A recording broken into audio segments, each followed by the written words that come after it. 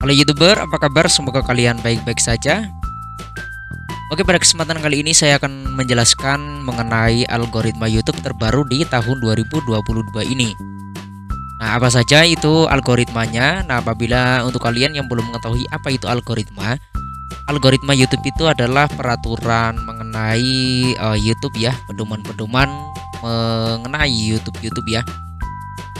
Nah, untuk kalian khususnya untuk YouTuber pemula ataupun yang baru merintis di per YouTuber dan ingin YouTube-nya itu dimonetize atau diterima oleh pihak YouTube, maka kalian harus mengetahui algoritma YouTube-nya ya, atau peraturan-peraturan dari YouTube-nya. Karena jika kalian melanggar peraturan-peraturan dari YouTube, maka dijamin ya channel kalian itu tidak akan diterima atau tidak akan dimonetisasi oleh pihak YouTube. Oke, untuk algoritmanya apa saja akan saya jelaskan di video kali ini. Maka dari itu silahkan kalian simak video kali ini sampai akhir ya, karena di video kali ini benar-benar sangat penting tentunya ya, benar-benar sangat penting untuk kalian ketahui. Oke, sebelum saya lanjutkan ke video tutorialnya, langkah baiknya jika kalian yang belum subscribe di channel saya ini, silahkan kalian lakukan subscribe terlebih dahulu dan nyalakan juga notifikasi loncengnya agar kalian selalu mendapat info terbaru dari saya. Oke, jika kalian sudah subscribe-nya, di sini langsung saja saya akan membacakan algoritma YouTube terbaru di tahun 2022 ini yang tentunya kalian itu wajib mengetahuinya. Oke, di sini saya langsung membukanya, yaitu di bagian support.google.com. Nah, di sini bisa kalian baca ya kebijakan monetisasi saluran YouTube. Ini mulai dari tanggal 10 Maret sampai 25 Februari ini ada updatean ya. Yang pertama di sini saya akan membacakan peraturan YouTube terbaru mengenai di tanggal 10 Maret 2022. Mengingat penangguhan sistem periklanan Google baru-baru ini di Rusia, kami akan menjeda pembuatan akun Rusia baru di AdSense, AdMob, dan Google Ads Manager. Selain itu, kami akan menjeda iklan di properti dan jaringan Google secara global untuk pengiklan yang berbasis di Rusia. Akibatnya, kreator di Rusia tidak dapat menyelesaikan pendaftaran YPP baru saat ini. Nah, ini ya. Mulai tanggal 10 Maret 2022 ini ada peraturan terbaru, yaitu khusus untuk negara Rusia tentunya ya, itu tidak bisa membuat YPP atau pendaftaran YPP. Apa itu YPP? YPP itu adalah YouTube Program Partner ya. Nah, untuk kalian atau untuk kita yang berada di Indonesia tentunya tidak akan dipengaruhi oleh dampak ini ya. Ini hanya di negara Rusia saja. Oke, untuk tanggal 3 Maret 2022, karena perang yang sedang berlangsung di Ukraina, kami akan menghentikan sementara penayangan iklan Google dan YouTube kepada pengguna yang berada di Rusia. Nah, ini khusus untuk negara Rusia saja ya. Karena kita ada di Asia atau ada di negara Indonesia, maka kita tidak akan terkena dampaknya. Lalu tanggal 25 Februari 2022, sehubungan dengan perang di Ukraina, kami menjeda monetisasi YouTube atas saluran media yang didanai negara Federasi Rusia. Kami akan terus memantau situasi secara aktif dan melakukan penyesuaian seperlunya. Nah, ini ya yang berpengaruh itu kepada YouTube yang sudah besar tentunya ya, yang sudah terdaftar sebagai mitra YouTube itu biasanya kalau saat ini yang dipengaruhi itu hanyalah pada sistem gajinya atau CPM-nya ya. CPM YouTube itu sangat berpengaruh dikarenakan faktor yang ini ya, yang perang Ukraina ini ya. Nah, untuk kalian yang belum channelnya itu belum dimonetisasi, maka di sini saya akan menjelaskan peraturan-peraturan yang harus kalian ikuti ya, yang harus kalian patuhi. Jika Anda memonetisasi di YouTube, channel Anda harus mengikuti kebijakan monetisasi YouTube. Ini wajib ya. Wajib kalian ikuti. Jika benar-benar kalian itu memang ingin menjadi seorang YouTuber, maka kalian itu wajib mengikuti pedoman-pedoman atau kebijakan YouTube. Ini termasuk pedoman komunitas. Nah, ini ya, untuk pedoman komunitas ini dilarang kalian langgar. Terus ada persyaratan layanan hak cipta dan kebijakan program AdSense. Mereka berlaku untuk siapa saja di atau ingin melamar program mitra YouTube atau siapapun yang menerima bonus shot. Nah, artinya jika kalian yang videonya itu atau channel YouTube-nya itu kontennya hanya video short, maka kalian juga wajib mengikuti peraturan-peraturan atau algoritma YouTube ya, yang benar-benar wajib kalian ikuti. Jika Anda ingin memonetisasi video dengan iklan, video tersebut juga harus memenuhi pedoman konten yang cocok untuk pengiklan kami. Ini nanti saya akan jelaskan satu persatu ya. Ada kalanya kalian mungkin sudah pernah membacanya, mungkin ada beberapa orang yang belum mengetahui apa sih maksudnya dari aturan-aturan ini ya. Oke, di sini bisa kalian baca. Berikut adalah intisar singkat dari setiap kebijakan utama. Pastikan Anda membaca setiap kebijakan secara menyeluruh, karena kebijakan ini digunakan untuk memeriksa apakah saluran cocok untuk dimonetisasi. Peninjau kami secara teratur memeriksa untuk melihat apakah saluran yang dimonetisasi mengikuti kebijakan ini. Nah, ini biasanya ini ditinjau pada saat kalian mengajukan monetis. Setelah kalian mendapatkan 1000 subscriber ataupun 4000 jam tayang, itu channelnya akan ditinjau. Oke? Lalu di sini ada poin lagi, apa yang kami periksa saat kami meninjau saluran Anda. Ini harus kalian perhatikan ya. Ini ditinjau pada saat nanti kalian itu mengajukan monetisasi ya. Setelah kalian mendapatkan 1000 subscriber, setelah kalian mendapatkan 4000 jam tayang, lalu kalian di sini mengajukan channel kalian untuk dimonetisasi, maka YouTube itu atau pihak YouTube itu akan meninjau beberapa diantaranya tema utama. Artinya video kalian itu memang benar utama, temanya itu satu niche ya, fokus satu tema, satu konten ya. Maka dari itu silakan kalian buat konten yang semenarik mungkin, dan di situ jangan kalian menggunakan konten yang campur ya, konten campur ya. Misalnya kalian videonya itu berisi tentang konten masak, konten game, konten tutorial, itu jangan ya. Maka kalian harus menggunakan tema utama. Tema apa sih yang cocok nanti dijadikan pada channel YouTube kalian? Oke, di sini video yang paling banyak dilihat. Nah, lalu YouTube juga akan meninjau channel YouTube kalian.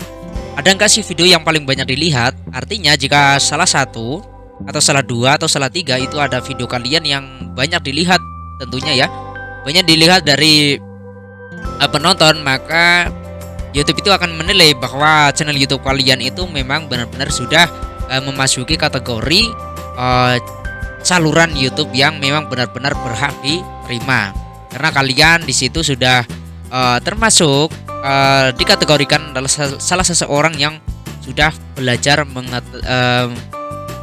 membuat channel YouTube kalian itu dijadikan SEO ya. Terus harus ada video terbaru tentunya. Apabila kalian mengajukan channel YouTube kalian, namun aktivitas pada channel YouTube kalian itu sudah ada 2 bulan atau 1 bulan ya, paling lama 1 bulan kalian tidak ada aktivitas pada channel YouTube kalian dan tidak ada video terbaru, lalu kalian mengajukan monetisasi pada channel YouTube kalian, itu dijamin ya channel kalian itu sebagian besar itu akan ditolak oleh pihak YouTube, karena YouTube itu sangat menganjurkan untuk konten kreator itu harus selalu aktif pada channel YouTube-nya. Terus proporsi waktu tonton terbesar ya, ini proporsi waktu tonton terbesar. Apa sih maksud proporsi waktu tonton terbesar? Nah, ini proporsi waktu tonton terbesar itu ya harus ada jam tayang tentunya ya. Jam tayangnya itu harus memenuhi syarat. Kalau untuk pengajuan monetisasi kalian harus memiliki 4000 jam tayang. Maka apabila channel YouTube kalian belum memiliki 4000 jam tayang, maka di situ nanti channel YouTube kalian itu tidak akan diterima. Yang langkah berikutnya adalah ada metadata video, termasuk judul, gambar mini, dan deskripsi. Judul ini silakan kalian buat judul video yang semenarik mungkin tentunya, dan judulnya itu bukan clickbait ya, bukan menggunakan judul video orang lain. Dan untuk judulnya itu wajib kalian riset kata kuncinya, dimana apabila ada seseorang yang mengetikkan kata-kata pada pencarian yang di situ pencariannya itu hampir mirip pada judul video kalian itu, sehingga video kalian itu bisa ditemukan, maka itu nanti akan termasuk dinilai. Dan gambar mini, nah gambar mini ini adalah termasuk thumbnail ya. Silakan kalian buat thumbnail semenarik mungkin, jangan kalian menggunakan gambar-gambar yang mengandung hak cipta, yang dimana nanti gambar-gambarnya itu atau thumbnailnya itu bisa mempengaruhi dampak dimonetisasinya channel YouTube kalian. Maka dari itu silakan kalian buat thumbnail semenarik mungkin, sebagus mungkin dengan karya kalian sendiri. Dan isi deskripsi ya, biasanya deskripsi itu biasanya diwajibkan itu 5.000 karakter ya. Nah, itu kalian harus isi, dan untuk deskripsinya kalian silakan gunakan deskripsi sesuai dengan judul video kalian, atau jelaskan video kalian itu mengenai apa, tentang apa, dan silakan kalian isikan deskripsinya di situ. Oke. Nah, di atas hanyalah contoh konten yang mungkin dinilai oleh pengulas kami. Perhatikan bahwa peninjauan kami dapat dan mungkin memeriksa bagian lain dari saluran Anda untuk melihat apakah saluran tersebut sepenuhnya memenuhi kebijakan kami. Nah, ini ya, bukan hanya ini saja yang ditinjau, akan tetapi ini sebagian besar yang akan ditinjau, namun masih banyak sekali ya yang akan ditinjau. Oke, setelah itu di sini ada beberapa hal lagi yang harus kalian perhatikan. Nah, di sini ya, bagaimana kami menegakkan kebijakan monetisasi YouTube dan cara mendapatkan bantuan untuk masalah yang mempengaruhi Anda. Ini kalau untuk kalian YouTuber pemula ini belum penting ya. Oke, di sini saya akan langsung ke poin yang ini, ikuti pedoman komunitas YouTube. Karena jika kalian konten kreator atau yang ingin menjadi YouTuber tidak mengikuti pedoman komunitas YouTube, maka nanti sia-sia ya. Oke, di sini langsung saja kita klik. Nah, di sini bisa kalian baca. Pedoman ini membantu YouTube menjadi komunitas yang hebat bagi pemirsa, pembuat konten, dan pengiklan. Konten yang melanggar pedoman komunitas YouTube tidak memenuhi syarat untuk monetisasi dan akan dihapus dari YouTube. Nah, ini ya, seperti kalian re-upload video orang lain terus ketahuan, terus kalian menggunakan musik yang musiknya itu melanggar hak cipta, atau menggunakan video yang videonya terkena hak cipta, itu nanti channelnya itu akan ditolak monetisasi. Bahkan yang paling berat lagi itu channelnya itu akan dihapus secara permanen ya. Artinya channel YouTube kalian itu akan benar-benar dilenyapkan dari pihak YouTube karena sudah melanggar pedoman komunitas. Nah, di sini ada poin lagi, siapapun di YouTube harus mengikuti pedoman komunitas kami. Pembuat konten yang melakukan monetisasi harus mengetahui bahwa pedoman kami tidak hanya berlaku untuk masing-masing video, tetapi juga untuk saluran Anda secara keseluruhan. Berikut adalah pedoman komunitas yang paling relevan dengan saluran yang sudah dapat atau ingin dimonetisasi. Nah, di sini ya bisa kalian lihat spam, praktik penipuan dan penipuan. Artinya jika kalian channel YouTube-nya itu penuh spam, baik itu spam komentar ataupun spam link, ini nanti channel YouTube kalian itu akan dihapus atau akan ditolak monetisasi apabila channelnya itu belum dimonetisasi. Terus praktek penipuan dan penipuan, channel YouTube yang di situ isi kontennya itu mengandung penipuan, apabila channel YouTube-nya itu belum dimonetisasi, maka sudah dijamin ya channelnya itu tidak akan diterima monetisasinya. Terus konten ketelanjangan dan seksual ya, bahaya jika kalian itu membuat konten yang telanjang, konten yang berbasis seksual. Demi meningkatkan viewer, demi meningkatkan jumlah subscriber, kalian itu rela membuat konten yang telanjang. Itu sia-sia ya, sia-sia, kalian tidak akan diterima oleh YouTube. Terus ada keselamatan anak, konten berbahaya atau berbahaya. Ini konten berbahaya, kalian bisa pikir sendiri ya, apa itu konten berbahaya. Nah, terus kebencian. Nah, pada video kalian itu mengandung konten yang ujar kebencian, itu nanti juga akan ditolak oleh YouTube ya. Dan pelecehan dan penindasan maya, artinya ini pelecehan dunia maya, ini kalian harus hindari. Ingatlah bahwa konten apapun yang Anda posting harus mengikuti semua pedoman komunitas, wajib ya. Jadi kontennya itu benar-benar harus ori ya, orsinil tentunya ya. Kalian buat sendiri, kalian edit sendiri tanpa harus kalian bersusah payah mengcopy atau mengcover konten milik orang lain. Nah, di sini ada poin yang terakhir yang akan saya jelaskan. Ini untuk ikuti kebijakan program AdSense. Kita klik saja di sini. Oke, di sini saya akan bacakan. AdSense memungkinkan mitra YouTube mendapatkan bayaran untuk monetisasi video mereka.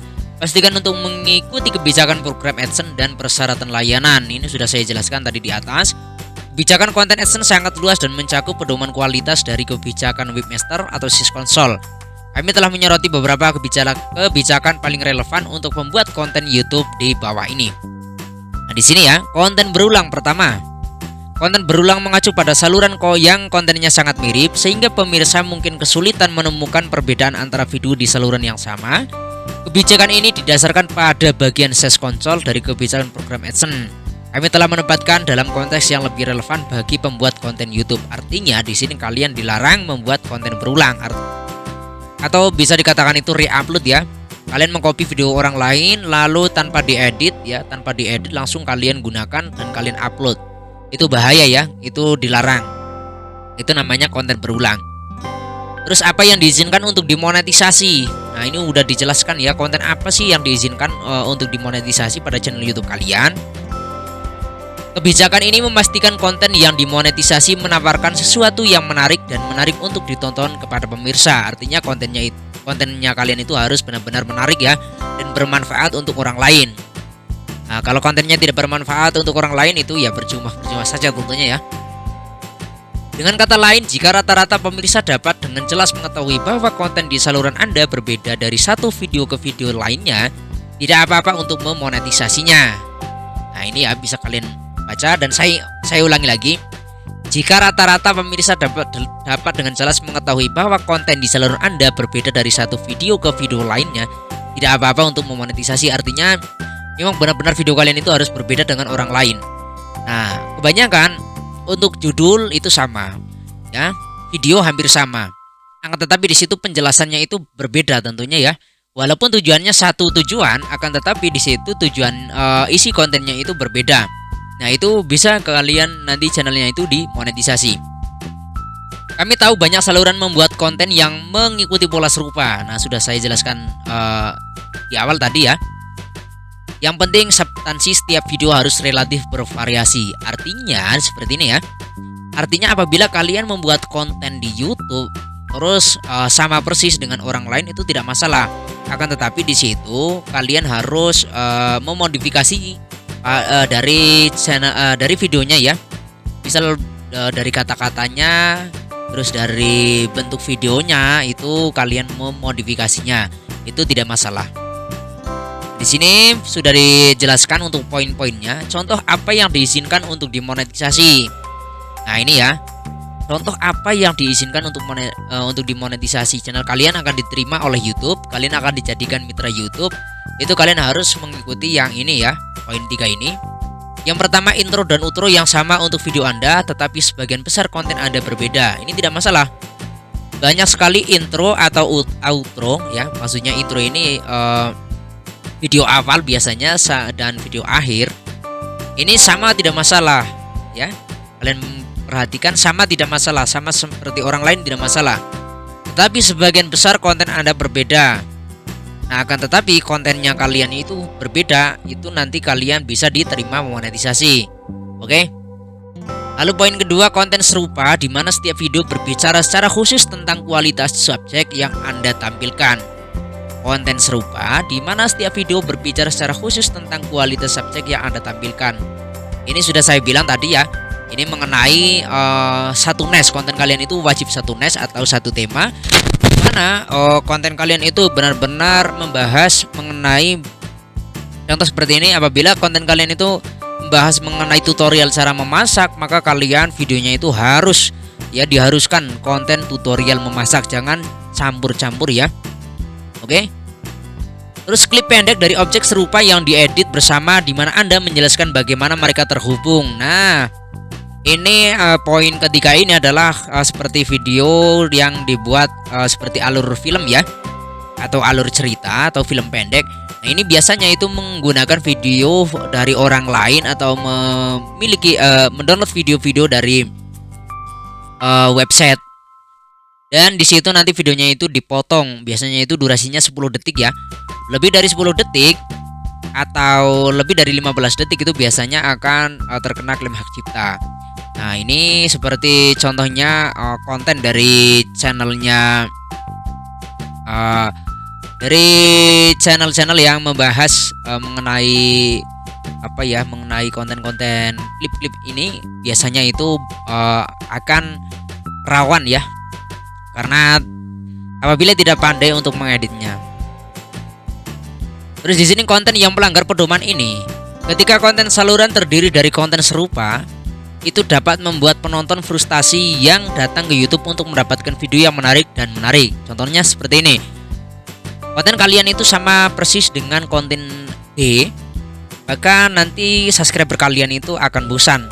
Nah, biasanya itu efeknya itu ya ketika seseorang yang ingin mensubscribe channel kalian itu biasanya akan enggan ya atau enggan ya untuk mensubscribe karena sudah tahu ini percuma, ini channelnya itu isinya sama dengan dia. Jadi tidak ada video yang menarik atau video yang di situ memiliki kualitas terbaik yang sehingga penonton itu bisa menikmati ya, atau penonton itu bisa mendapatkan ilmu dari video tersebut. Oke, itu berarti saluran yang kontennya hanya sedikit berbeda dari video ke video tidak diizinkan untuk dimonetisasi. Ya, barusan saya jelaskan. Dengan kata lain, saluran Anda tidak boleh berisi konten yang dibuat atau diproduksi secara otomatis menggunakan template dasar. Ini sudah saya jelaskan tadi ya. Oke. Contoh hal yang tidak boleh dimonetisasi, daftar ini tidak lengkap tentunya, akan tetapi biasanya sering sekali ya. Konten yang secara eksklusif menampilkan pembacaan materi lain yang tidak Anda buat, seperti teks dari situs web atau umpan berita. Contoh, ada di Google itu banyak sekali ya, atau di blog-blog itu sangat banyak sekali mengenai teks-teks yang mengandung plagiat ya, dimana teks plagiat itu tidak bisa di copy lagi ya, atau jika nanti kalian mengcopy teks tersebut, baik itu nanti setelah kalian copy, setelah kalian tulis lalu kalian bacakan secara lisan, itu tetap terkena plagiat ya. Maka dari itu kalian tidak boleh kalian membuat konten, baik itu konten yang secara teks ataupun konten yang secara lisan, dan untuk teksnya itu mengambil dari Google atau mengambil dari web lalu kalian di situ buat, itu dilarang ya. Maka dari itu silahkan kalian kreatif ya, kreatif sekreatif mungkin ya untuk membuat kontennya. Lagu dimodifikasi, yang poin kedua ini ya, lagu dimodifikasi untuk mengubah nada atau kecepatan, tetapi sebaliknya identik dengan aslinya. Nah, ini bahaya sekali ya untuk para reuploader ya, reuploader lagu tentunya ya, yang dimana dia itu ingin jadi YouTuber akan tetapi malas berkarya. Nah, lalu ambil lagu dari orang lain ya, atau sekarang itu banyak sekali ya orang pada ngupload video lagu dangdut semisal atau lagu efek, contohnya seperti itu ya. Akan tetapi di situ yang dirubah itu hanya kecepatannya saja atau merubah itu intonasinya saja itu, dan pada saat diputar itu masih sama persis atau masih hampir sama dengan video aslinya atau lagu aslinya, itu kalian channelnya itu tidak akan diterima monetisasi. Nah, itu biasanya akan muncul nanti pada saat channel YouTube kalian itu selesai ditinjau, itu biasanya ada keterangannya di situ ya. Terus konten berulang yang serupa atau konten tanpa pikiran dengan nilai pendidikan, komentar atau narasi yang rendah. Ini sudah saya jelaskan ya. Konten berulang yang serupa artinya kalian reupload, ini dilarang ya. Konten berpola diproduksi massal atau dibuat secara terprogram, ini juga dilarang. Terus slideshow gambar atau teks bergulir dengan sedikit atau tanpa narasi, komentar atau nilai pendidikan. Ini bisa kalian pahami sendiri ya. Oke, di sini apa maksudnya konten yang digunakan kembali? Nah, di sini saya akan bacakan. Ini sedikit lagi selesai ya. Oke, di sini konten yang digunakan kembali.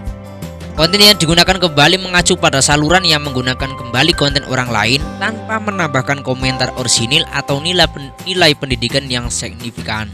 Ini sudah saya jelaskan tadi ya. Kebijakan ini diambil dari bagian AdSense Search Console. Nah, ini karena ada mesin pencariannya ya, yang bisa mendeteksi apakah konten kalian itu mengandung plagiat dari orang lain atau tidak. Oke, kami telah menempatkan dalam konteks yang lebih relevan bagi pembuat konten YouTube. Ini sudah saya bacakan tadi ya. Apa yang diizinkan untuk dimonetisasi? Nah, semangat dari kebijakan ini adalah untuk memastikan bahwa kami memonetisasi konten asli yang menambah nilai bagi pemirsa. Contoh, kalian membuat konten di situ, orangnya itu setelah menonton konten kalian itu bisa mempraktekkan atau bisa mengambil manfaat dari channel YouTube kalian, dari konten YouTube kalian, itu akan semakin bagus tentunya ya. Jika Anda memberikan sentuhan lucu atau bijaksana pada konten yang awalnya tidak Anda buat, Anda telah mengubah konten dengan cara tertentu. Nah, ini bagus. Misal konten yang kalian buat itu awalnya itu tidak lucu lah, lalu kalian buat kontennya itu dirubah menjadi yang lebih lucu tentunya. Itu ya kalian akan diterima monetisasi. Anda boleh saja memiliki jenis konten ini di saluran Anda, tetapi masing-masing video mungkin tunduk pada kebijakan lain seperti hak cipta. Nah, ini ya biasanya ada klaim hak cipta, teguran ya. Ini biasanya sangat mempengaruhi. Nah, dengan kata lain, kami mengizinkan konten yang digunakan kembali jika pemirsa dapat mengetahui bahwa ada perbedaan yang berarti antara video asli dan video Anda. Contoh, ini khusus ya, khusus re-uploader tentunya ya, hati-hati ya. Jika kalian ingin re-upload video orang lain atau menggunakan video orang lain yang akan dijadikan pada channel YouTube kalian, pada konten YouTube kalian, maka kalian benar-benar harus berhati-hati ya. Jangan sampai video kalian itu masih ketahuan bahwa video kalian itu memang mengambil dari orang lain. Seperti itu ya. Nanti di aplikasi editing nanti bisa kalian perbaiki atau bisa kalian rubah-rubah. Contoh hal yang diizinkan untuk dimonetisasi ini sudah tadi saya jelaskan sedikit ya. Yang menggunakan klip untuk ulasan kritis, adegan dari film di mana Anda telah menulis ulang dialog dan mengubah sulih suara. Nah, ini contoh hal yang diizinkan untuk monetisasi. Adegan dari film di mana Anda telah menulis ulang dialog dan mengubah sulih suara. Ini bisa kalian buat film pendek, lalu nanti teksnya ambil dari web dan kalian rubah suaranya. Semisal yang dari bahasa Inggris kalian jadikan bahasa Indonesia itu bisa. Tayangan ulang turnem olahraga di mana Anda menjelaskan langkah-langkah yang dilakukan pesaing untuk berhasil. Nah, ini termasuk seperti kalian mengupload atau kalian membuat channel berita bola ini ya. Nah, bagaimana sih cara membuat channel berita bola agar channelnya itu diterima? Nah, ini sudah ada poinnya ya. Tayangan ulang turnem olahraga di mana Anda menjelaskan langkah-langkah yang dilakukan pesaing untuk berhasil. Artinya di situ kalian harus membuat narasi tentunya ya. Oke, kalian harus membuat narasi. Kalian harus dubbing ya. Kalian menjelaskan itu pertandingannya seperti apa. Kalian harus jelaskan sedetail mungkin. Video reaksi di mana Anda mengomentari video asli. Nah, ini kalian menonton video terus kalian komentari video tersebut ya. Ini apa sih itu video reaksi? Nanti bisa kalian cari di YouTube ya. Di YouTube itu banyak contoh-contoh video reaksi. Cuplikan yang diedit dari pembuat konten lain tempat Anda menambahkan alur cerita atau komentar. Ini sudah saya jelaskan tadi ya. Pembuatan alur cerita boleh. Ini. Terus ini yang terakhir, konten yang melanggar pedoman ini. Mengambil konten orang lain sudah saya jelaskan tadi ya. Dilarang kalian menggunakan konten orang lain, membuat sedikit perubahan dan menyebutnya sebagai karya asli Anda sendiri merupakan pelanggaran terhadap pedoman ini. Contoh, kalian mengambil video si A lalu tanpa kalian melakukan perubahan pada video tersebut dan itu kalian mengakui bahwa video itu adalah video kalian, itu kalian tidak akan dimonetisasi. Atau kalian itu melanggar pedoman ya, sehingga nanti channel YouTube kalian itu akan dismonet, bukan dimonetisasi, akan tetapi akan dismonetisasi. Yang berat lagi ya, jika kalian sudah melanggar fatal itu biasanya channel YouTube kalian itu akan dihapus. Contoh lainnya tentang apa yang tidak boleh dimonetisasi, klip momen dari acara favorit Anda yang diedit bersama dengan sedikit atau tanpa narasi. Sudah banyak sekali ya video pendek yang Anda kompilasi dari situs media sosial lainnya. Ini tidak akan dimonetisasi ya. Koleksi lagu dari artis yang berbeda, bahkan jika Anda memiliki izin mereka. Konten diupload berkali-kali oleh kreator lain. Ya, itu misalnya satu video diupload sampai 10 misal ya. Itu tidak boleh. Promosi konten orang lain meskipun Anda memiliki izin. Ini harus hati-hati ya. Kalian mempromosikan konten orang lain di channel YouTube kalian atau di video kalian atau di konten YouTube kalian, itu jika ketahuan oleh pihak YouTube maka channel YouTube kalian itu akan kena teguran ya. Nah, seperti itu mengenai algoritma YouTube terbaru di tahun 2022 ini. Nah, semoga bermanfaat untuk kalian dan apabila masih banyak pertanyaan silakan kalian bisa tanyakan saja. Apabila yang masih kebingungan bisa kalian reply atau kalian putar ulang video kali ini ya, agar kalian itu bisa benar-benar memahami algoritma YouTube yang benar-benar harus kalian pahami.